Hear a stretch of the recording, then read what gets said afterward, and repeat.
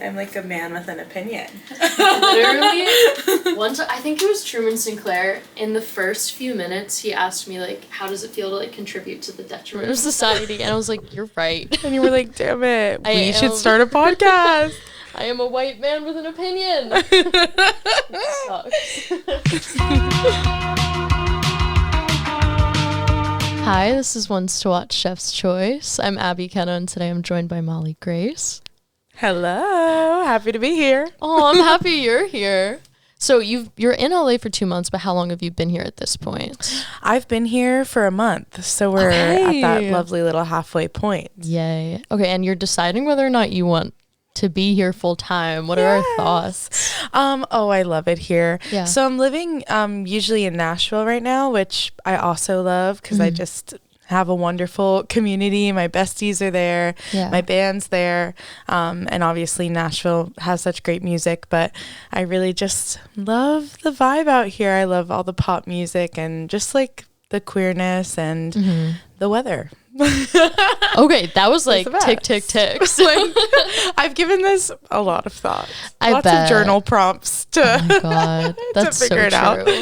Yeah, I was going to ask you, like, being so pop forward in Nashville, how is it with, I mean, I don't really know because I've never been. Is it as country music as everybody says, or is there a pop scene? There definitely is a pop scene. Okay. You know, we love to say Nashville is not just country music, but country is definitely like the heartbeat of the town. And honestly, I would say like folk and Americana and like indie music also has a really like beautiful presence in Nashville. Yeah. We have some pop girls down there. We're holding it down. But it's definitely like in the way that when you are walking around LA and you meet a songwriter, you're like, what do you do? And they're like, pop. It's kind of the same in Nashville, but they go country. So okay. So this is kind of your people. Totally. I love that. I'm so glad you're like taking a second to explore it. I know. And I'm always like, I can always move back. Dude, that's so true. Moving to LA for me was like my big leap, being like, the East Coast will always be there. I can always move back. Yes, so wait, where are you from? I'm from New Jersey. Okay, a Jersey girl. Literally. Yes. I'm from outside of Boston, so Massachusetts. You get it. Yes, yeah. We got our Dunkin' Donuts. Yes, love. We were just talking about bagels, where to find a good bagel around these parts. Very few and far between. Yeah. Yeah. There's a really good one in like Koreatown. It's called Brooklyn Bagels. Brooklyn Bagels, aptly named after a New York bagel. That's right. So if you stick around. Perfect. I need to discover. Once I find my bagel, then I can move. That's right. That's the last selling point. Yes, that's what we need. The missing piece of the puzzle. That's what they say. Well, I'm so glad you're here for our little taste-making talk show. Oh, me too. We're going to go through a 3-course meal of your music. I'm hungry. Me too. So to start, if listeners have never heard your music before, what would you say is the appetizer to you? Ooh. Okay. Well, I would say, and this is what I do say when people are like, oh, what song should I listen to first? Yeah. I think Heaven Sent is a wonderful gateway drug into the world of Molly Grace. You got me on my knees. I'm praising like a sinner who just saw the light. My spirit's been released. My soul has been delivered. Hello, paradise. Because I just think it's kind of everything that I am. Heaven Sent is so funny and silly and playful and flirty, and it feels like very much what a lot of my like lyricism kind of plays with. And sonically too, it's just so pop, but there's that disco in there, the like gospel vocals, because a girl loves to sing. So I feel like it's just a very good like, hey, this is who I am kind of vibe. Totally. Yeah. I mean, there's so many questions in there. I would love to know about your roots in music because you have so many genre influences. Oh, thank you. I know. It feels like it's the stereotype of an artist that's like, oh, I do pop, but then it's like this and this and this. But it's truly how it feels. I grew up with listening to a very eclectic blend of music. I listened to a lot of like soul and funk. Like I love Earth, Wind and Fire, The Temptations. I love disco, like Diana Ross. But so yeah, that's definitely part of it all. But then also growing up with my pop divas, I loved the Spice Girls growing up, Hannah Montana, Taylor Swift. And Ariana Grande, we saw the poster of her. I wish y'all could see it. It was on the wall. Queen. It was when she had her ponytail. Of course. But yeah, I feel like there's so much of a kind of a blend in there. Yeah. How did you start singing? Well, hell, when did I stop? So really just my whole life, I think. Okay. I came from a music loving household. Sure. My dear mother, love you, Mom, cannot hold a tune to save her life, but she loves to sing. And so we always grew up just playing music around the house. Musical theater was a big part of growing up.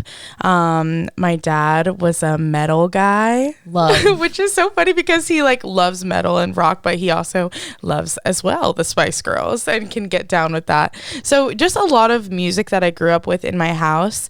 And just from a young age, I gravitated towards performing. And so I got into theater when I was like 7. And that's probably where it all started. And then it just kind of grew from there. I like couldn't get enough performing arts. When did it become like, okay, this is my career? Like I want to be an artist. It's always been kind of an aspiration of mine because I started writing songs when I was like maybe 10 years old. Okay. But I wasn't a person that was like writing constantly, always writing a new thing. I'd write like a song every few months. But I just loved performing and that aspect of it. But I honestly kind of went back and forth for a while because I also loved theater. I was like, do I want to go be a Broadway girl? And I was like, do I want to be a teacher? Do I want to do music therapy? Like, where do I want music to be in my life? But ultimately, I just gravitated towards being a pop star, being an artist, because I love the combination of like showmanship and the personality, like larger than life aspect, but also how personal it is, because it's like I'm writing about my life and it's me. Yeah. I feel like also just like the branding and like the visuals and the art side of being an artist. So fun. Yeah, I can see that you've put a lot of like your personality into it. Thank you. Yeah. Yay. This is like such a niche question, and I feel I'm ready. like a college interviewer saying this, but you said you grew up outside of Boston and you went to Belmont. And I'm always curious what the decision was between Berkeley and Belmont. Yes. Yeah. Okay. That is like a lot of people wonder that. They're like, why didn't you just go to Berkeley? Right. She's right there. But honestly, the weather was a big part of it. Sure. I'll be honest. I was like, I kind of just want to like get out of and I love Boston, but I was like, I want to, spread my wings, try something new. Yeah. And honestly, I went to Nashville summer after my sophomore year of high school because I wanted to look at Belmont. And my family, we love country music, so we were like, let's just make a trip out of it. You can see it. And honestly, the city just has such a wonderful like spirit that I was like, I really want to be here. It's very collaborative. It's a wonderful place to kind of cut your teeth as an artist, I feel, because people are really welcoming, and it just felt like home. So that was why I chose Belmont. I love that. Mentioning the like collaborative aspect is so real, because I feel like that's the draw to Nashville, is like absolutely working with other songwriters and really like finding your voice. Absolutely. People are really willing to like take a chance on you. I feel like there are a lot of people like trying it out, Totally. I mean, circling back to Heaven Sent, I feel like your voice is it's like playful, but also like earnest, and you're talking about deep things. We have these metaphors, and I would love to know how we like landed on this artist perspective that you have. Oh my goodness. For like Heaven Sent specifically, or just Heaven kind of Sent, in general? but also Blush, the album that we're celebrating. Blush. Have you guys heard of Blush? So I feel like, I think in life too, like you said, kind of like combining like my personality to find the perspective. I feel like that's kind of how I am, is like viewing life through like a humorous lens and like finding, the playfulness in life and like the joy and that kind of aspect. And so even when I write I mean, Heaven Sent isn't a sad song at all, but even when I write my like ballads and my more vulnerable songs, like I feel like there's always kind of like a cheeky like sense, what's the word? Like a cheeky angle to it. Yes. Just because I feel like that's how I process things also in life. So I feel like when it comes to my artistry, it just felt kind of natural for it to end up being so like playful, larger than life, dramatic, but also just not taking itself too seriously. Yeah. And yeah, I kind of like challenge myself to find the vulnerable things in life too, and like see them from a lighter angle and like tell that story in a Molly Grace way. But yeah, I hope that answered the question. Yeah, it did. No. I love that. Well, going deeper into Blush, I would love to know a song off of the album that we feel like represents this era for you. Oh my goodness. Is this main course time? This is main course. Okay, this is main course. Well, I mean, the kind of our focus track off the album is a song called Lemmy. Yes. And Lemmy is just, it's unlike, it is everything, it fits in with the album, but it's also unlike everything on the album. I think it's probably the most like pop forward song that I have in my discography. And to me, when we wrote Lemmy, I was like, oh, this is the album opener. You got me feeling there ain't nobody else in this bar. Just call me Raven, I see visions of us on my floor. So what you thinking? Do you want what I want? 'Cause I want what I'm wanting a lot. That's hot. I can see how bad you want it. It has to be. It's track 1 on the album. Just because it has just that energy of I'm here, and it's so like sexy and confident but funny. Like some of the lyrics you listen, you're like, what? Like, like, girl, what are you saying? Is that the one where it's like, call me Raven, I have a vision of you? Yeah. Yes, exactly. I'm like, okay, girl, you're being a little silly. I love it. Thank you. I love it too. But I feel like that's definitely like the entree, because I feel like it just opens up this whole world of like, oh, we're here, we're having fun. Yeah, and we have a visualizer for it as well, with lots of dancing. And when we perform it live, because we've been playing it out, it's just always a crowd pleaser, because it's just so like irresistible to like move your body to. So it just felt like the perfect opener, and kind of like, yeah, sets the tone for the album and the world. I love it. Again, I have so many questions, but you mentioned visualizer, and your visuals are amazing. Thank you. We have crazy dancing going on, and it is musical theater-esque in essence. Like this Totally. Is a production. It's a production. I feel like every time we do like a visual and I make a Pinterest board, it's kind of become a running joke that I always like have a still from like Hairspray on the Pinterest board. So it's like, yeah, I grew up in theater, and I feel like that has informed my like performance a lot, just because did you do theater ever? Yes. Oh my god. You know how directors are always like, go really big, make it too big, like make me have to tell you to pull it back. Exactly. Like I feel like that's always kind of the vibe with the performance, like live and on camera too, is just like making kind of a grandiose kind of image. Yeah. I mean, even more than that too, I feel like in order to convince people to like believe in your world, you almost need to make the universe even bigger and bolder. Totally. So it's like you're enticed now to come in, and like now you get it. So okay, good. Glad. Yeah. That's how it's reading.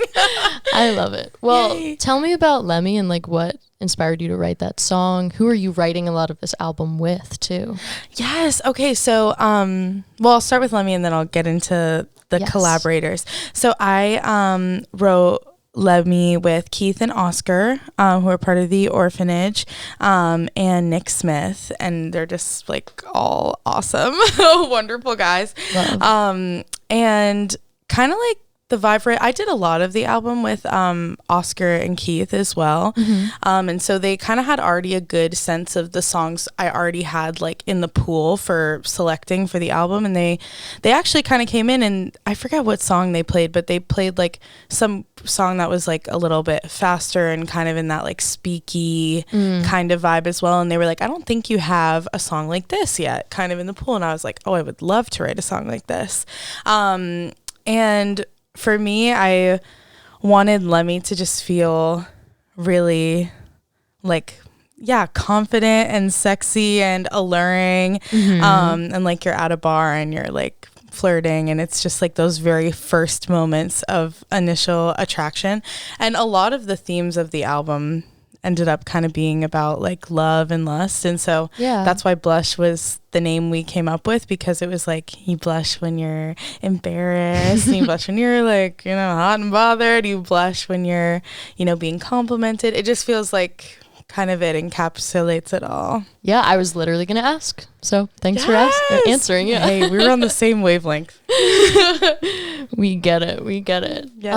Well, I would also, this kind of answers another question, but like, how were you writing for this album? Was it mainly in the studio? Was it mainly like lyric and concept first, or like music first? How is your process now? Yeah. So typically before this album, I would just write a song and be like, I like it, and then release it. So there was like really no process of like, paring down the songs at all. And so what I wanted to do was, I was like, I'm going to write for like a year, and we're just going to write a ton of songs, and then really like challenge myself to find truly the best ones. And so in that, there were songs that like didn't make it on the album that I'm like, oh, like I missed you. Like I need you there. But yeah, basically, most of it was in the studio. I didn't have the concept for Blush. Like that was an after thing. I like chose all the songs and then found the through line through that. Love. But yeah, it was basically just me writing and trying a lot of new things and writing with a lot of new people. Prior to this, I wrote pretty much everything by myself, which I love to do. I love to write alone. But now that I've kind of ventured into the world of co-writing, I'm like, oh, this is amazing, because it's so nice to have like fresh perspectives, like helping you get better. And I've been writing with a lot of songwriters that, to be honest, are better than me, that have been doing this for longer and like have the tips and tricks. And I feel like I've become such a better writer from being in the room with these people. So it was a really wonderful challenge. And then we just basically kept putting the pool smaller and smaller. And then me and my team, we like all made our ideal track list and then like showed each other, and then we'd like debated and figured it out until we had Blush. But yeah, that was the process. That's so fun. And I'm always curious how people experience collaboration, because some people are so like insular, they just like to do things in their room. Totally. But saying that like you just learn from other people, like there's that saying of like, you never want to be the most skilled person in the room. Totally. And yeah, that's how I experience co-writing as well. Yes, so. That's like, I live by that. I love that. Well, Blush is coming out. Well, at this point, Blush is out. Blush is out right now. So congratulations, you're a mother. Thank you. I'm a mother. Yes. Yes. Thank you so much. I would love to hear about maybe one or two personal favorites for our little cherry on top as we move into our dessert. It's already time for dessert. Well, truly, I like love every song on this album. Yeah. I mean, it's 12 songs, so it's like, I better love all of them. Yeah. All killer, no filler, we say. But okay, I'll choose some that are not singles, so that, whichever ones you're thinking today, so that the girls will dive into the track list. Yes. Okay, one of my favorites is track 11. It's called Lemonade. Okay. And this song is like a little different for me. I feel it's just very like powerful and like a little angry, but still has that like kind of like cheeky lightheartedness to it as well. Yeah. But I actually wrote this kind of randomly with three of my best friends, Michael Stolar, McKenna Hall, and Mary Clark Webb. Love. And we were in my living room, and we just kind of like started messing around on the keyboard. And like, honestly, I don't write with my friends a lot, which is funny because we're all songwriters. But we just happened to be writing this day and we wrote this song, and I was like, I love this so much. So it's special to me because I wrote it with my friends. But I also just think it like showcases like a really cool part of my voice that I like don't lean into all that often. And I just think it's a banger. I love it. So that's one of my faves. Okay. And then my other secret fave, is one called Hey LA. Hey, we're in LA. And this one to me took a long time to get there. I wrote it with Julie Frost, and we wrote it, and it was just like guitar and vocal. And in my head, I had like, I knew what I wanted it to be. I wanted it to be this super like beachy, like almost a little Sheryl Crow-y, like just like that. I wanted it to feel like California, I guess, like how it feels to me. And like falling in love and that whole kind of perspective, but it took a long time to get there. Like I tried playing it live with my band, and my band is incredible, but we just like couldn't really lock it in, like in the arrangement. We couldn't figure out what to do with it. But then finally in the studio, we just kind of nailed the sound I was going for. And I listen to it all the time because I feel like it just, I don't know, it feels like driving with the windows down, and it has that just kind of hopeful and romantic feel of, you know, the first few moments of being in love. I love how all of this is like, the entire album is very like fresh and like that spark. It's very blush coded. Like you nailed that. Okay, good. I'm so glad. I'd also love to mention the soft voice memo at the end. I love soft. Yeah. What inspired you to put like a little demo on there? Yeah, well, I feel like my whole persona, like as an artist, which just feels like a kind of a caricature version of my own personality, is like very powerful, right? It's very like sassy, confident, empowerment, like sexy. And that's what a lot of the album is too. Like I'm sassy, I'm like, you know, flirty, that whole vibe. And so I thought it would be nice for the last song to kind of like come back to me. And that's a song that I wrote by myself, just like me in my room, about how like I am a softie. I'm so sensitive. I'm such a baby, but also so strong, but such a baby. And so that just, I don't know, it felt like the perfect way to kind of end this whole project, was to like kind of like come back to myself a little bit. And we actually, with Soft, we like tried to produce it, me and my friend Sam Martin, who also actually is my tour manager in front of house. He's just, you know, can do everything. We like tried to produce a version, but as we were producing it, we were like, no, it's just kind of like, I kind of like the version where it's the voice memo and there are like voice cracks and like mistakes on the guitar. It just felt like the most authentic version of the song, and it just feels like a sweet way to end the album. I'm so glad that stuck with you, because I love that song so much. It definitely like brings it back to earth, and it's like, oh, and there is also like a person who is really sensitive behind the confidence, and it's important to know that. Yes, thank you. Especially back to back with Lemonade, which is such a like anthemic kind of like power stance of a song. It feels cool to, after that song, kind of come back and bring it in. There's so much like acceptance, I feel like, in the community you create, so it's nice to also have that side of it too. Thank you. Speaking of community, I have to mention Girls Just Want to Be Famouser. Thank you for bringing that up. Right. My girls. That was like groundbreaking in my community. Like someone commented, this is my Avengers Endgame. Literally. And like, I don't really watch Marvel, so I don't know what that means, but like, I'm sure it means something to someone out there. So let me repeat that one for the crowd. I'm like, yeah, I'm sure you guys get it. I get it. Yeah. Meg is also opening for me on tour. Love. Which is like Meg and Maris, like I have been such a fan of both of them. Like I feel like such a like literally for probably the last few months, like I've just been such a fan of like Meg too. Like I would just like swipe up on all her stories and be like, love. I'm such a like loser little fan girl. I'm like, I love what you're doing. That's awesome.